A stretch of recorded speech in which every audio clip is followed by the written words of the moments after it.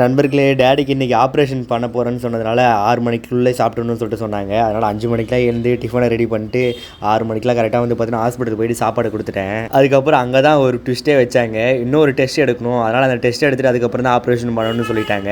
அதனால் அந்த ஆப்ரேஷனும் ஒத்தி வைக்கப்பட்டுள்ளது. அதுக்கப்புறம் ஊர்லேருந்து மம்மியும் அண்ணனும் வந்தாங்க. அதுக்கப்புறம் அவங்களும் கொஞ்சம் நேரம் பார்த்துக்க சொல்லிட்டு, தம்பிக்கு கொஞ்சம் உடல்நிலை சரியில்லாத காரணத்தினால கொஞ்சம் டாக்டரை பார்த்துட்டு டேப்லெட்ஸ்லாம் வாங்கிட்டு வந்துட்டேன். அம்மாவை மட்டும் ஹாஸ்பிட்டலில் விட்டுட்டு நானும் அவனும் வீட்டுக்கு கிளம்பிட்டோம். காலைல 6 மணிக்கு போனேன் நான். அதுக்கப்புறம் 11:30 மணிக்கு வீட்டுக்கு வந்துட்டு காலை கடன்கள்லாம் முடிச்சுட்டு அதுக்கப்புறம் தான் காலை உணவுக்கும் மதிய உணவுக்கும் 2த்துக்கு சேர்த்து சாப்பிட்றேனா இல்லையான்னு சொல்லிட்டு தெரியல. ஏன்னா மதியத்துக்கு மீன் கொம்பு வைக்கிறேன்னு சொல்லிட்டு சொன்னாங்க. எனக்கு அது காலையில் சாப்பாட்டுக்கே ஆயிடுச்சு. இந்த மீன் கொம்பு அந்த சட்டியில் வச்சா மட்டும் அப்படியே கொதிச்சுக்கிட்டே இருக்கு பாருங்களேன். இறக்குனா கூட வந்து பார்த்தீங்கன்னா கொதிச்சுக்கிட்டே இருக்கு. சாப்பிட்டு முடிச்சுட்டு தம்பி ரொம்ப டயர்டாக இருக்க புள்ள, அதனால மட்டை ஆகிட்டேன். அம்மா அண்ணனும் வந்திருக்கிறதுனால அப்பா அவங்க போய் பார்த்துக்கிட்டாங்க.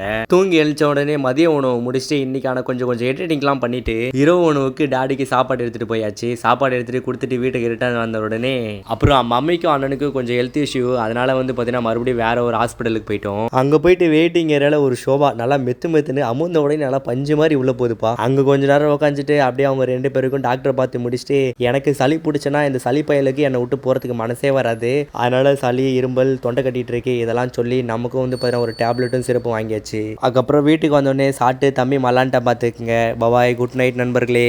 இன்னிடையில் வரவு செலவுலாம் வரவு எதுவும் கிடையாது, செலவு மட்டும்தான். நமக்கு மட்டும் வந்து பார்த்தீங்கன்னா 350 மெடிசன் வாங்கிறதுக்கு செலவாயிருச்சு. அண்ட் தென் வீட்டுக்கு வந்து பார்த்தீங்கன்னா ஒரு 75 ரூபீஸ் செலவு பண்ணியிருக்கோம்.